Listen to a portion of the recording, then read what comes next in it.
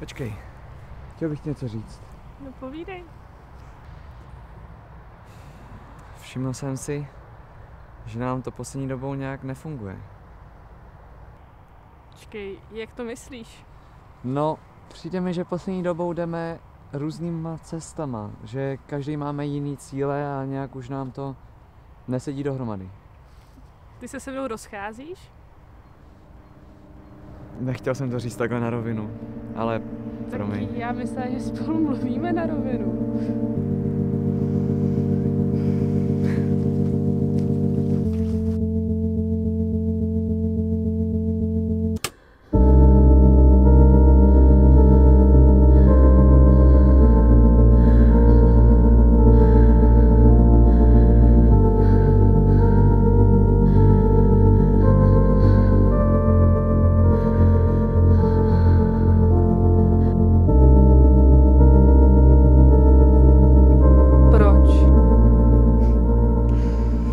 Proč se ke mně tak choval? Udělala jsem něco špatně?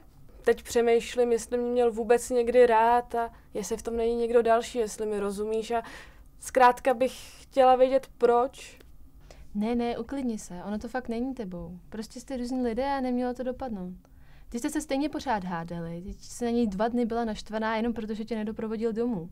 Neříkej mi, že tohle je zdravý vztah. Takhle by to nemělo být. Prostě správný vztah by měl fungovat na komunikaci a žádných konfliktech. Já prostě nevěřím tomu, že je konec.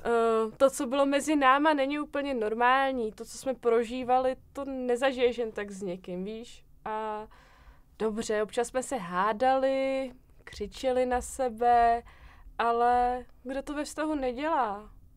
Já myslím, že bych mu měla zavolat a všechno mu to říct, ne? Já mu zavolám. Ne, fakt mu nevolej. Akorát zjistí, jak se tím moc trápíš. Ty tomu nerozumíš, on udělal jenom chybu, teď si to uvědomil a on mi ještě zavolá sám. On se ke mně ještě vrátí. Ale on ti už nezavolá. Co je ve mně špatně?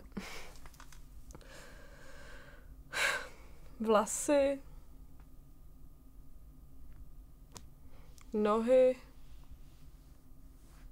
hruď.